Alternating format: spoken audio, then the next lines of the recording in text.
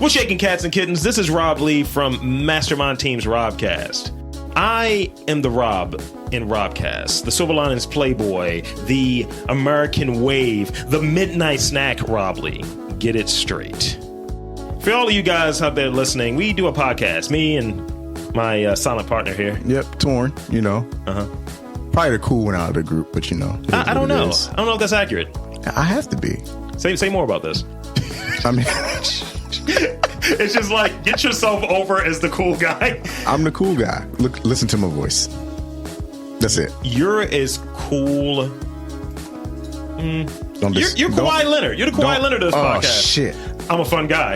I'm a cool guy. So listen to us every week. We cover weird news, pop culture, entertainment. The cool guy, Torn, don't call me Tron, and me, Rob Lee, the King Snake, the Thoughts of Doom, the man with 101 aliases. And we're on every week on MTR Podcast, and that is MTRTheNetwork.com. That is on Apple, Spotify, everywhere podcasts are found. Those are going to be MTR Podcasts. Look for us on YouTube and check us out on the Instagram account and Facebook, both at MTR Podcast. Check us out every Tuesday. New episodes are dropping. Subscribe today. What's shaking, cats and kittens? I'm Rob Lee from Getting to the Truth in This Art. And this podcast is brought to you by our presenting sponsor, Bazaar. Bazaar is a gift shop for those seeking the strange and unusual. Got morbid curiosity? Got an interest in natural history? Bazaar's got you covered. Bazaar specializes in antique medical equipment, jewelry, prints, funerary antiques, and many other morbid gifts. The inventory is ever-changing. I'm wearing a Great Death's Head moth pin, and I'm enjoying this hand-poured candle called Overgrown Cemetery. It's great. It has the studio smelling awesome. Head on over to 3534 Chestnut Avenue in Baltimore, it's in that Hamden neighborhood, and see what they got to offer at Bazaar. Tell them Rob Lee sent you. Welcome to Getting to the Truth in This Art. My next guest is one half of the founding duo of Stoop Storytelling, which is a popular Baltimore-based live show and podcast featuring ordinary people telling extraordinary, true stories about their lives. We have Jessica Henkin. Welcome to the podcast. Hey, thanks for having me. I'm really honored to be here. That was the most words that I had to say for an intro, but I wanted to get it right. Oh, you got it right. You nailed it. Yep. That's us. Stoop Storytelling, live show, podcast, Baltimore-based. That's it. That's all anyone needs to hear. Well, that's great to hear. And thanks again for coming on. So giving that 10,000 foot, it might be lower. I don't know. Maybe 5,000 foot view. But could you kind of go a little bit more in depth in what the mission of Stoop Storytelling is? And I feel like it's an old tradition of like people really get up there and speaking their truth, speaking their life. But could you get into a little bit more in depth into what the thinking is behind the series? Yeah, well, we feel very strongly that true personal stories are the way that you connect with humanity on individual and community level. And we have been doing this since 2006, where we haven't changed up much at all. We just have a person that we've asked to stand on a stage in front of a microphone, tell their true personal stories for about 7 minutes. And we give them the gift of a listening and attentive and mostly empathetic audience. There have been a few exceptions over the years, but it's been such a powerful thing every single time, such a powerful thing, especially when folks that we've asked to tell their story take the true leap of not memorizing it, not writing it down, not making it performatively perfect. We value what we think is a very Baltimore thing, which is to be very honest and scrappy and crafted, but casually so. That's been our mission is that, especially after the last 4 years, that the way that people can connect and truly see the good in others is through being vulnerable and sharing what's true and personal about you. I think that's powerful and that's important. And I think oftentimes we have, I think really after that last 4 years, you're kind of right, where I think mental health is a thing there. And I think it's really powerful to be able to be in a position where you're able to not send the representative and not do what you're told to do or say what you're supposed to say. Just keep it real, keep it 100 and just put it out there, that real story. And that's something that's very prominent in Baltimore. I had this running bit about, I don't know if anyone's going to be super famous from Baltimore because we're Baltimoreans and that we don't really do the fake stuff. You have to be a certain degree of fake to excel at Hollywood. And it's like, we'll get halfway there, but it's just like, man, this is BS. I just don't know what's going to happen.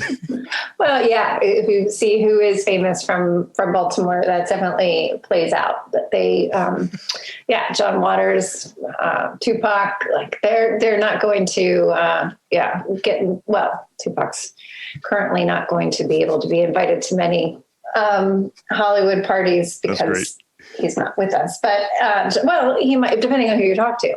The conspiracy theories. There might be some people that believe that he is actually still alive. Also, it depends on if the party is a hologram party or not. Yeah, that's true. So speak more on the importance of diversity and authenticity in storytelling. That's what I was trying to backhandedly get to.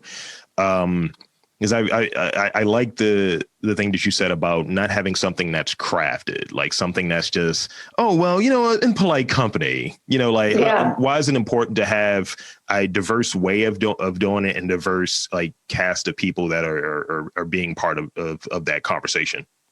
Well, so there's two, thank you for that question. There are two aspects to that, right? So there's the diversity, which I'm going to get to, but the authenticity, I think is that has always been our mission, is like I said, we want anyone who stands up there to feel like it is a-okay to be your authentic self and that people are going to have your back. That's the thing that we can give anyone who has agreed to tell a story. Our audience has been just an incredibly kind, wonderful audience throughout the years. It's never deviated from that. The diversity, when we first started, we are two white ladies, and we started this in 2006 in a time, and I would say Baltimore is getting better, but it's got a long way to go still, sure, where the art scene was really very segregated. Mm-hmm. And so we knew that we wanted to get people with diverse backgrounds up on stage. And at that time, that was just like a broad, they might be a person who is gay. It might be a person who's of color. It might be a person who is Jewish. Like, we just didn't have any intentionality around it. We just knew, on some broad level, like, oh, that's important. Yeah. It wasn't until 2009 that we did explicitly a show about race, and Elijah Cummings told this amazing story that I think we really started to realize, like, oh shit, we've got to do better. Like, we got to figure this out. And so it's been like a humble fucking journey. Like, we're still figuring it out, because we don't want to we don't want to be exploitative. Yeah. But we also really, and we don't want to be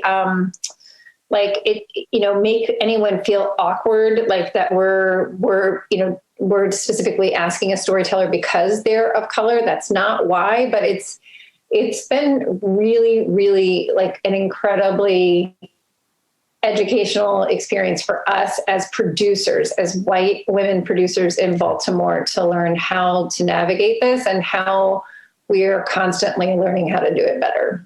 I dig it. I think it's one of the things that, like, before we started into the actual conversation, I was describing how I've been doing this for as long as I have, but everything has been like internal. It's been me and my circle of friends just being chuckleheads and jackasses. And once it's gotten broader and bringing in different people, there are certain risks that come in, and there are not necessarily only risk, but also there's opportunities too. So, I try not to do those cloudy, hey, it's, Women's History Month, let's only have women, or it's Black History Month. It's like there's some intention around it, but I'm not going to like really put it out there. It should speak for what I'm attempting to do. And it's just like, it's being done to show who we have here, the diversity that we have here, without it being kind of exploitative, as you were getting at. And that's the focus around it. And I try to have the conversations very similarly and not make them feel weird. It's like some people you might vibe with in one way and other people you might vibe with in a different way. But I just try to just keep it as the same conversation. I try to be as much as me as I can be. And I think that makes for a really interesting and open and almost normalized like conversation, instead of, let me speak with a little more extra reverence or what have you. I got nervous one time. I will share this. I got nervous when I interviewed Rebecca Hoffberger. I put on a tie and she was like, "Are you wearing a tie?" I was like, "I am." And I had like a dress shirt on. I was like, "All right, screw this tie." Because she called it. I was just like, "All right, then."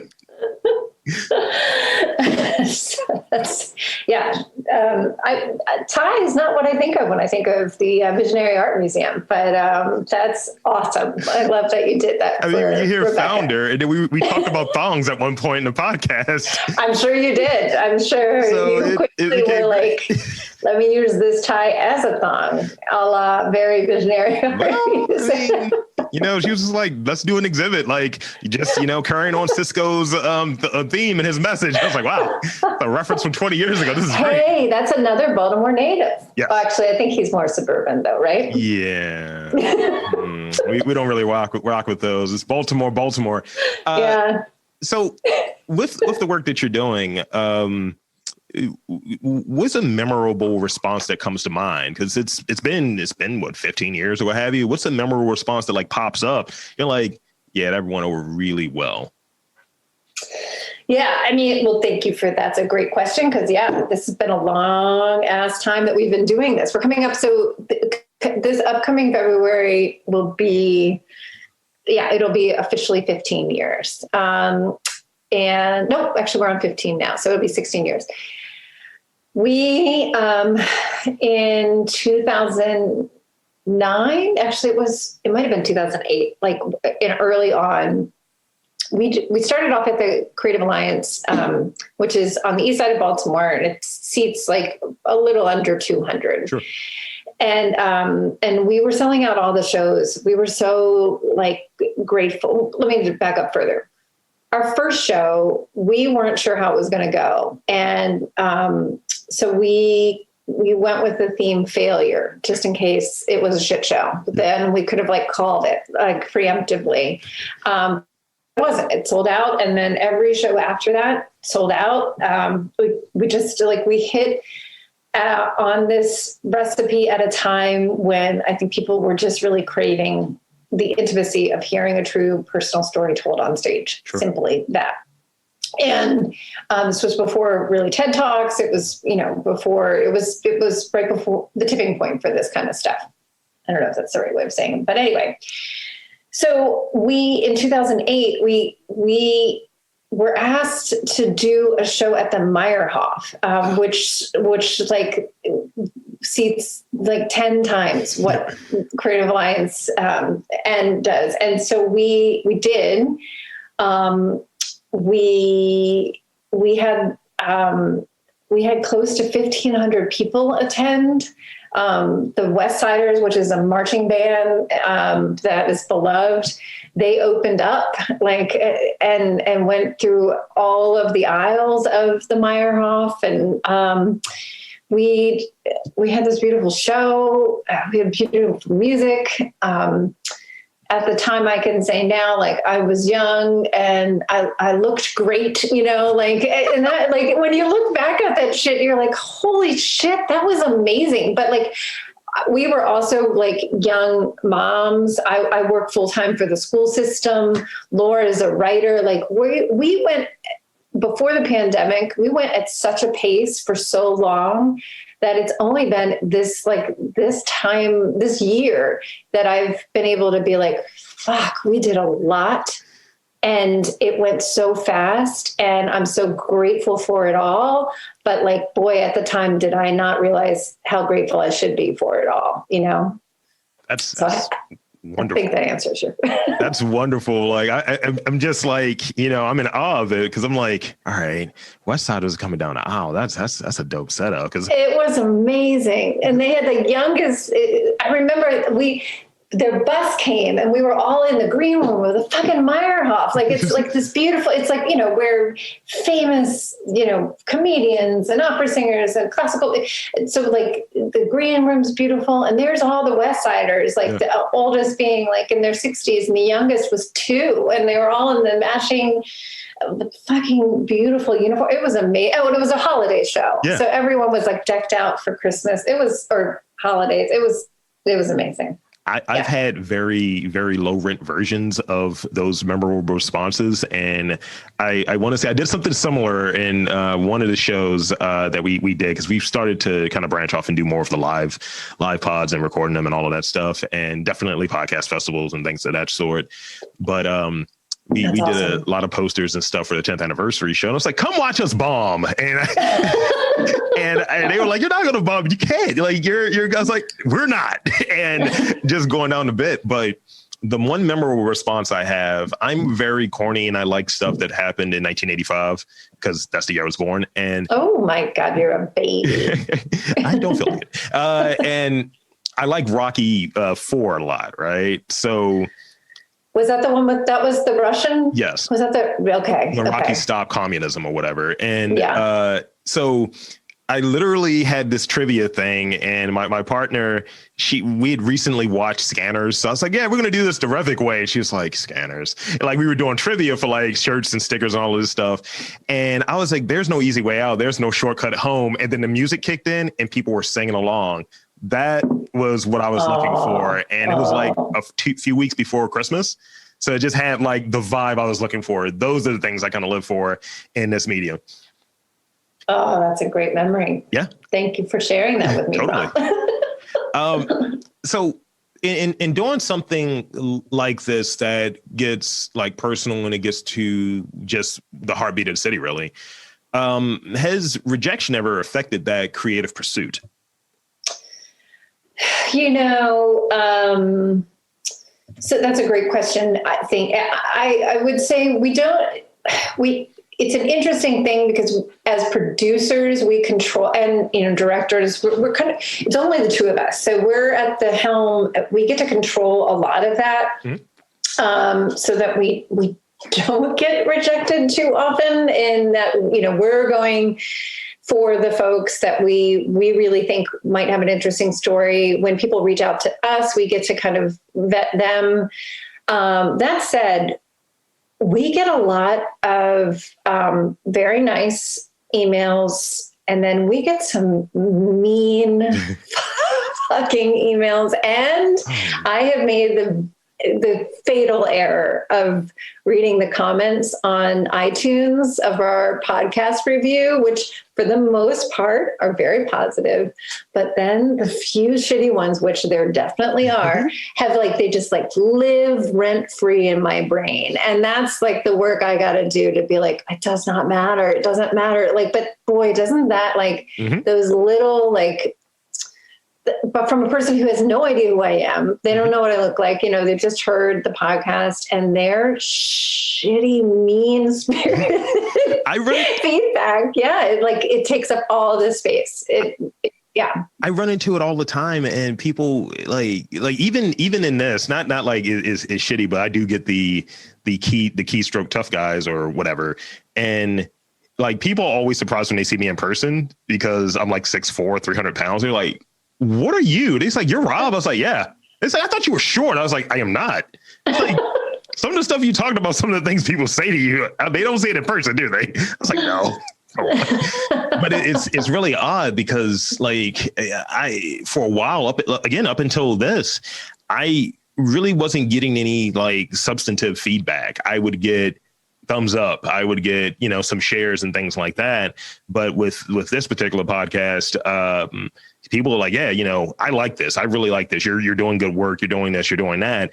And, that's been pretty much it. Has been a really good, good reception to it, to what's going on out there. But I've seen in the past, it wouldn't be really any positive ones that were substantive, but it would be those negative ones that you're like, I'm going to write that down. It's going to go on my vision board or what have you, just to motivate me.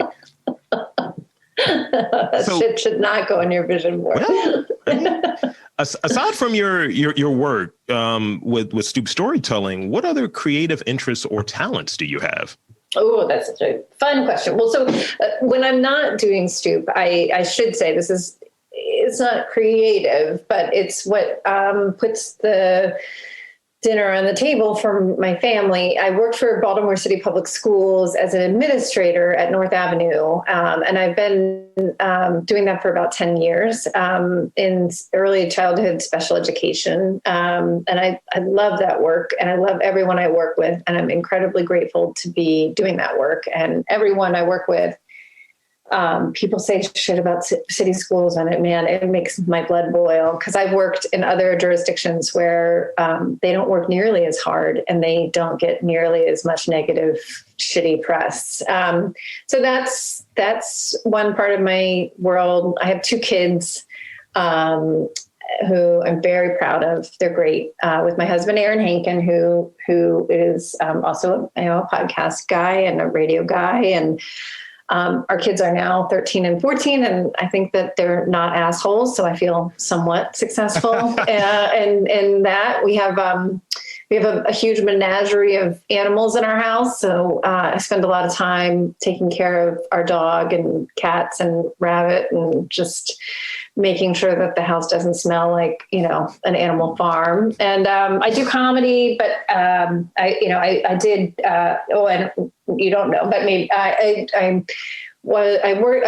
lived in New York in my 20s, and I studied with the Upright Citizens Brigade Theater back when a lot of people who are now very famous were coming up, and I am not very famous, but it's a weird feeling to be watching TV kind of always and be like, yeah, I was on a troupe with this guy, or, I went on a date with that guy, or, I got real drunk with her. And that's a weird phenomenon. And then I do improv in Baltimore. And I'm grateful to be able to do it in a town I love so much. And the comedy scene is really thriving in Baltimore, especially I think post-pandemic, it's going to be great. When I was coming up, about a decade older than you are, before I moved to New York, the art scene, there was just not a lot of comedy in Baltimore. It was all like music oriented, and it was all very male. Mm-hmm. And so I didn't feel like, or music or visual art. I didn't really, I knew I was creative on some level, but I did not know how to get that out. So I'm pretty psyched that I somehow happened upon the world of improv comedy when I did. So that's great.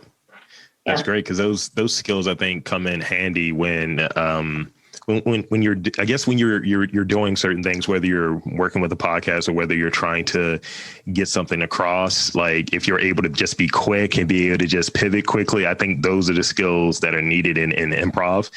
And maybe that's why they reached out to me. Like, hey, because you should do it. You'd be great. You would be great. I'm dead serious. I'm very shy. So that's the perfect person to do it. So how I'll take you up on that. How do you honor being an artist with ties to Baltimore without being tied to that negative reputation that's associated with Baltimore? Because I actually feel like it's just not true. It's just it's simply not true. It's not what Baltimore is about.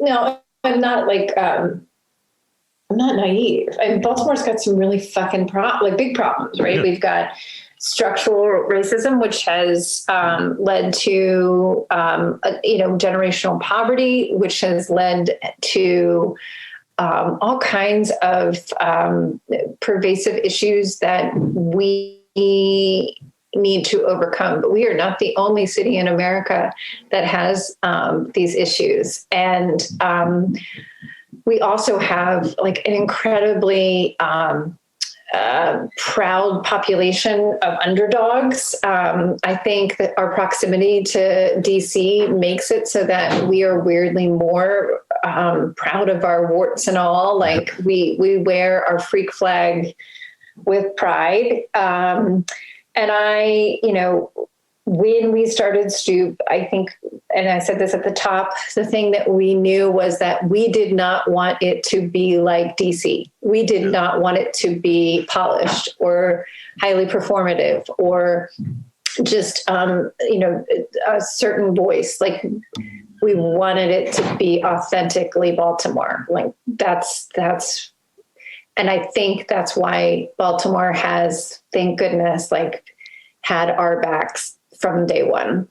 That's fantastic. And it's important to be that, because with all of had this conversation yesterday with another guest, and we were talking about how often people are leaving and so on. And it's almost like losing institutional knowledge in some ways, or at least that idea of talent and notoriety. Because we had a question around, like, in terms of who's that pop culture person or what have you, that's in a really high level. And we were both just drawing blanks. It's like, we know people, but it's kind of more niche or what have you.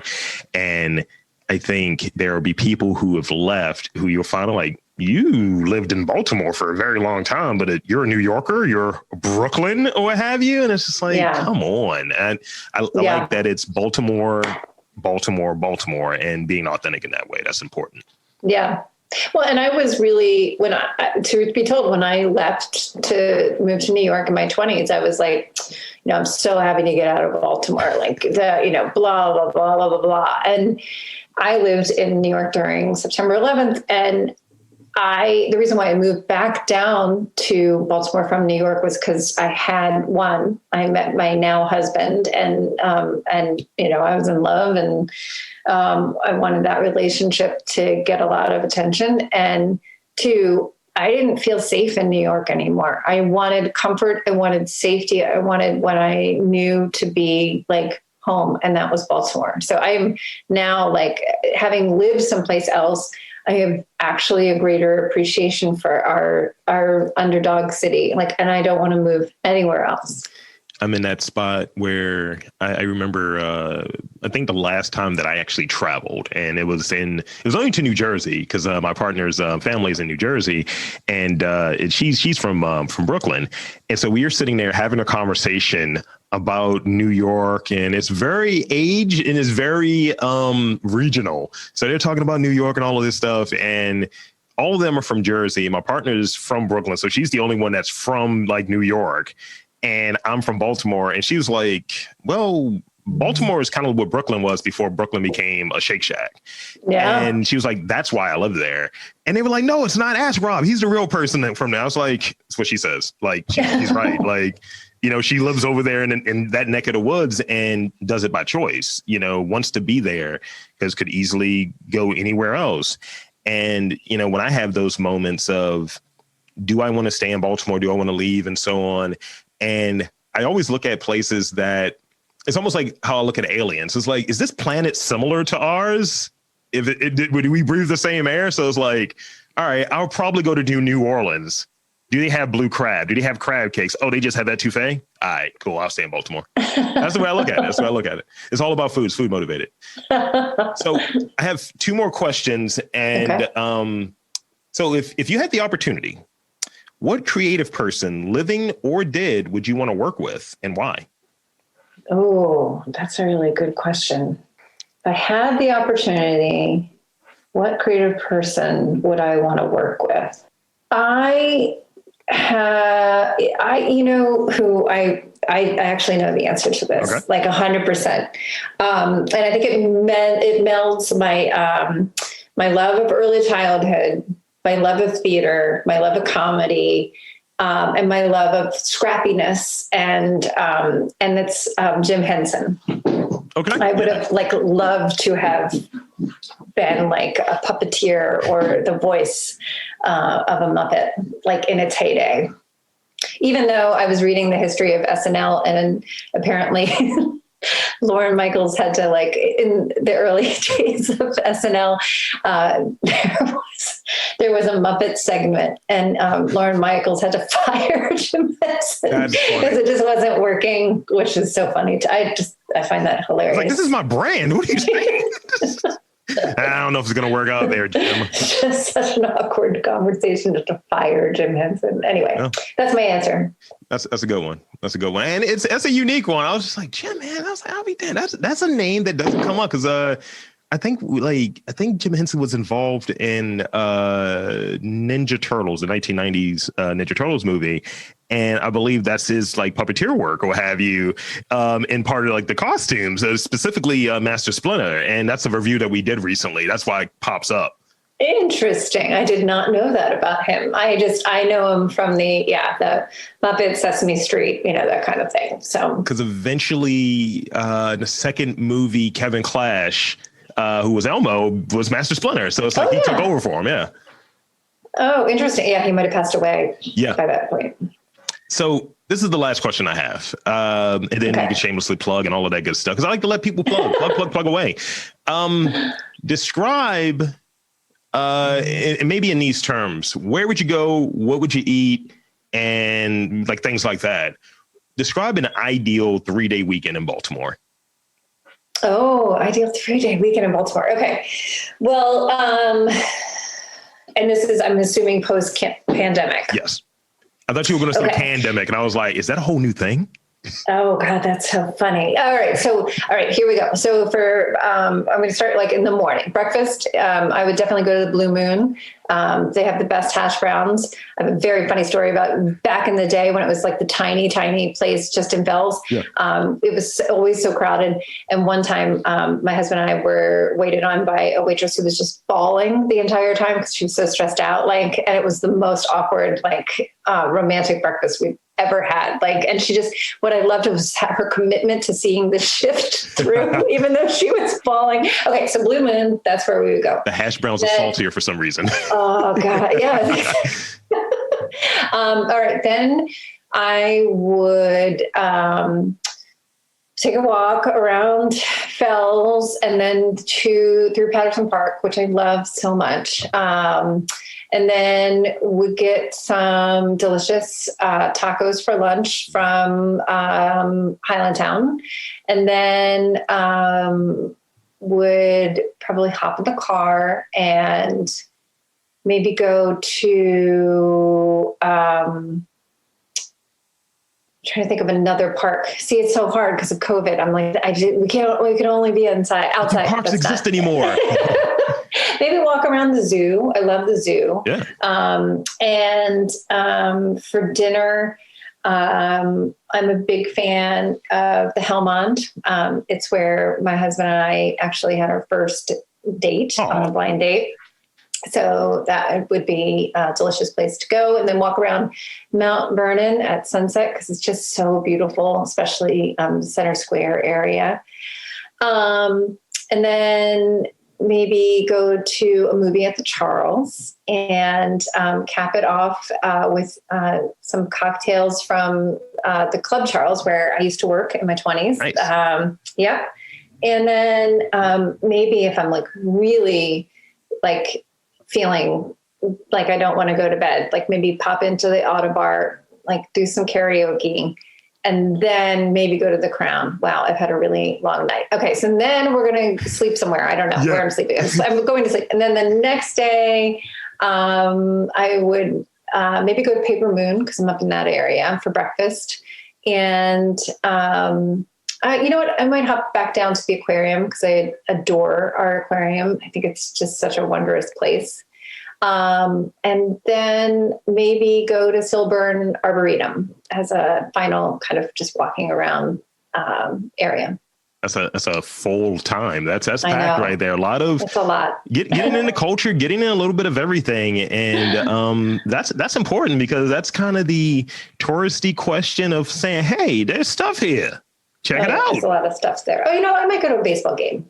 I really love baseball games. Yeah, don't remind me. Got canceled today. That's my favorite sport, and I'm just crestfallen. I'm like, Wait, what happened? So are they, wait, they didn't cancel wait, what happened? It got rained out today. So it's just like, I got to wait another day. Yeah. I see. Okay. Yeah. Okay. So shamelessly plug anything, website, with social media, all of that good stuff. And thank you so much for coming on. Yeah, oh my God, this is wonderful, Rob. So our website is stoopstorytelling.com. And we have, we're trying to just dip our toes into the live show situation. So we are planning a show at the Ivy bookstore in an outdoor show. It'll be, we're thinking either late May or early June. They have huge grounds in the back of the bookstore where you can we could do a really wonderful outdoor show with music and food trucks and things like that.